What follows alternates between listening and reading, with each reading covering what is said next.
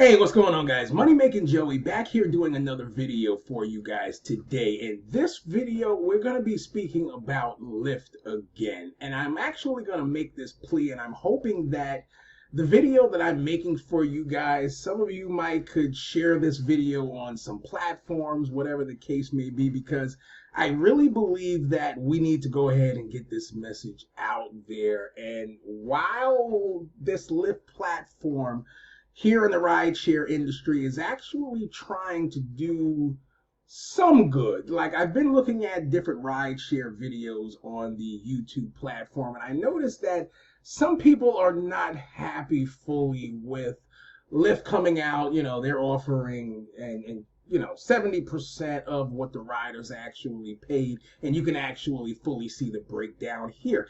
Even if for whatever reason you don't like it, one thing that I would say that we can give Lyft here is a positive step forward when it comes to transparency. I can actually now see what the rider has actually paid for their trip and where the money has actually went. Now, I don't really consider it a surprise that Lyft is kind of doing all of this and kind of pulling out all the stops. Now, as I mentioned in previous videos, they have had this campaign over the last couple of weeks where they're actually trying to pull riders into using the Lyft platform by making a more competitive price for the rider other than what the Uber platform, could actually offer. And as a driver, it's in my all honest belief that it's actually working. Now, what happens when one of these rideshare companies get into the predicament that they're going to have more customers using the platform,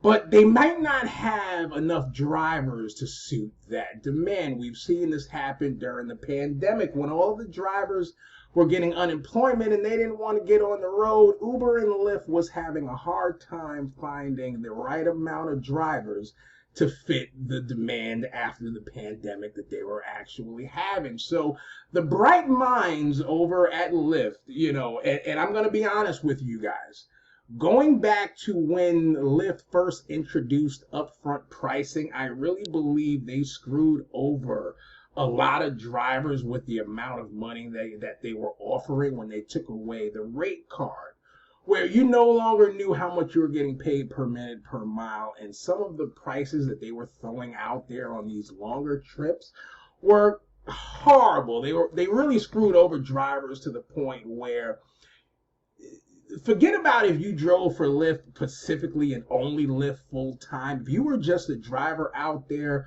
that was multi-apping, it no longer made sense for you to even multi-app with Lyft at the current rates that they were doing with upfront pricing. So they made it so that, I will just stay on Uber for this. So they had to fix that in some way. And I do believe that this is an attempt to fix it, because they need to fix it due to the fact that they're going to have all of this new demand coming on the platform. But the purpose of making this video is because I believe that, we might have some ears over with Lyft. So I definitely believe while we have their ears, let's actually really take the time to point out some things that we're seeing and something that's interesting. Now, up on the screen, I've made videos like this previously, and we've spoke about it previously, because I was multi-apping last week of February 5th to the 11th. Only had about 6.5 hours booked and did 187.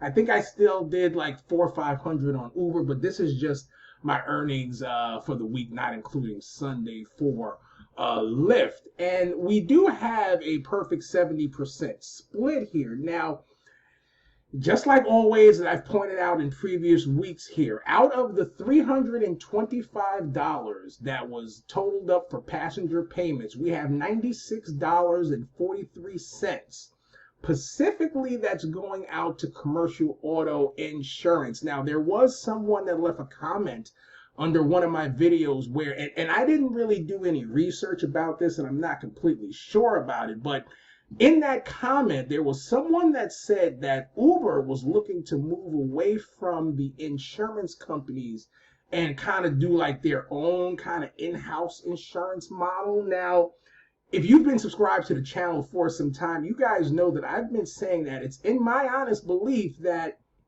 we could do away with rideshare insurance. We could do away with these companies. We can go ahead and all of us drivers just go out there and get a commercial policy. And as far as I'm concerned, like they do have some other expenses, but let's just hypothetically say that, and I don't think this estimate is that far off, where we could probably say that $70 of this 96 is going over to the insurance company. If we, the actual drivers, can get, let's hypothetically say that $70 back into our pockets, we're now in a situation where that's an extra $280 per month. Now, it all depends what region you're in the United States, but I know here in my region in North Jersey, it'll be the same for someone in New York or whatever the case may be. The difference between me holding a personal policy and the difference in a commercial policy is probably $200 a month, less than the amount of money that we're actually paying here for commercial auto insurance inside of the rideshare industry. And this is so important due to the fact that it's not like this money going into these policies is really something that benefits us, due to the fact that unless you're totaling out your car, it's not beneficial. This policy does have a $2,500 deductible, which, can you imagine spending all of this money, $200-300 per month per vehicle, and then you still have a $2,500 deductible in it? And it's not even a policy that fully covers your vehicle. I've said this before in previous videos. It's mostly a insurance policy that is helpful for the rider, not so much the driver. So I really believe in like a last ditch effort, if Lyft truly wants to go ahead and make right and be like the industry setting standard, for how drivers get paid, that is really something that we should actually dive into here. Because to be 100% honest with you guys, I'm going to make this point and I'll leave the video there. It's in my honest opinion that this is really like a last ditch effort for Lyft.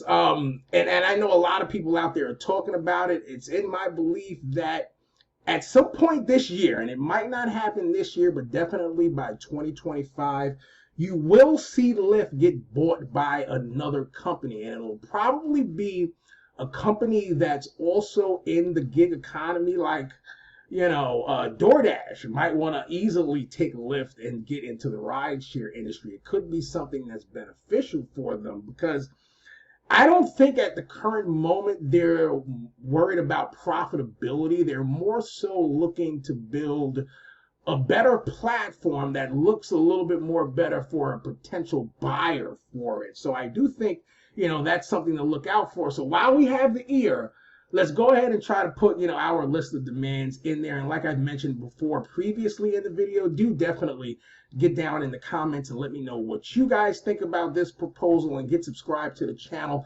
if you guys haven't done so already. Money Making Joey, I'm out of here, and I will see you guys in the next one.